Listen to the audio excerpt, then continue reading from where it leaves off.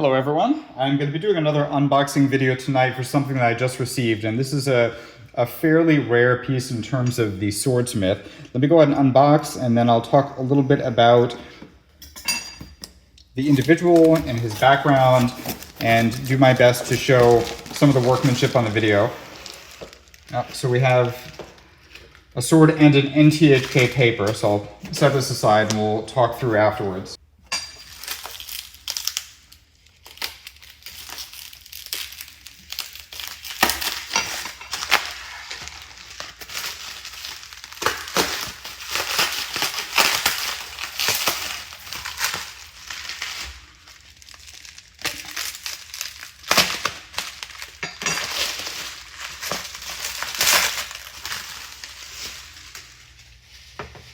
All right, so the blade is a katana by the Shintō swordsmith Masateru. One of the early great swords that I own from Shintō times, and most people here will know that my interest is primarily koto, but I do have a Hōjōji Masateru, and he's one of my favorite Shintō swordsmiths. He does a really beautiful sugoha-based hamon. This is a swordsmith that is related to Hōjōji Masateru, and this smith is Hōjōji Masateru. Masateru worked in the late part of the 1600s, and he was a student of the first generation or Shodai Hōjōji Masateru. And this blade is signed first with a kikumon, so you'll see that there's a chrysanthemum crest at the top of the nakago, and then showing that lineage from Hōjōji Masateru. The mei is kikumon Hōjōji Echizen no Kami Tachibana Masateru. There are very few examples of Masateru's work in any form, tanto or katana, and this shows quite a bit of similarity to the work of Hōjōji Masateru. So you have a kind of a notari-based hamon, so it's kind of a gentle undulation with areas of gudome inside with a very wide and bright habuchi. You'll see that the forging pattern is very tight, so it's a ko-itame with a lot of jinie in the surface, so it gives that surface a really beautiful glistening appearance.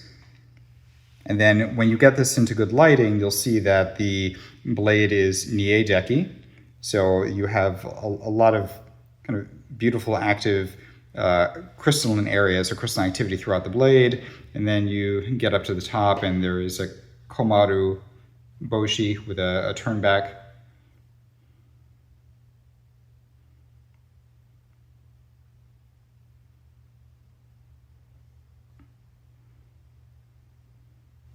So very rare smith and something fairly uncommon to see in any form. All right, and now taking a moment to look at the kanteisho. I will typically send any sword that I'm having evaluated to the MBTHK, but this sword that I'm receiving now on consignment has papers from the NTHK. And one of the differences is that NTHK kanteisho will show more information describing the blade's attributes.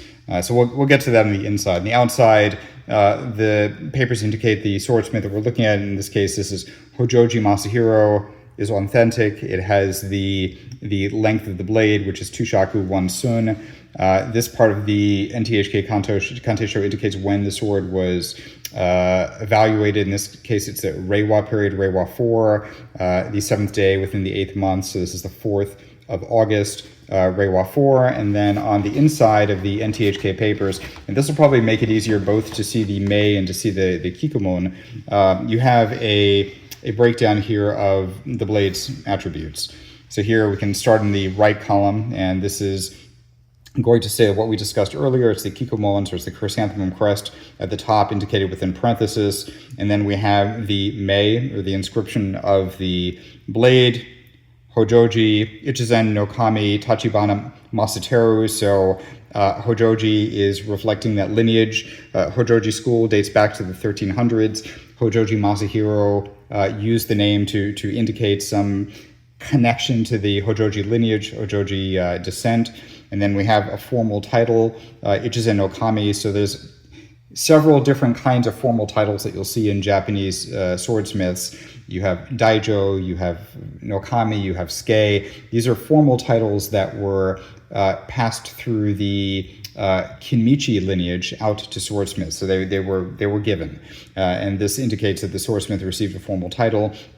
Tachibana being clan, and then the swordsmith name Masateru, and beyond that we start getting into the details of the workmanship. So we have a gunome-based hamon, we have a boshi that is sugukomaru, and then we start getting into the details of the time period and the kuni, the area. So Musashi no Kuni, Musashi province is here, and then we have a representative time period of Genroku period.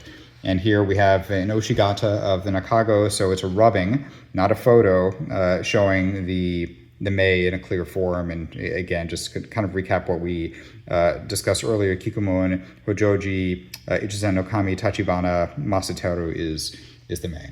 So I will be posting this to my website soon, adding more details and clear photos so that I can share the workmanship, and I will be back for updates soon. Thank you.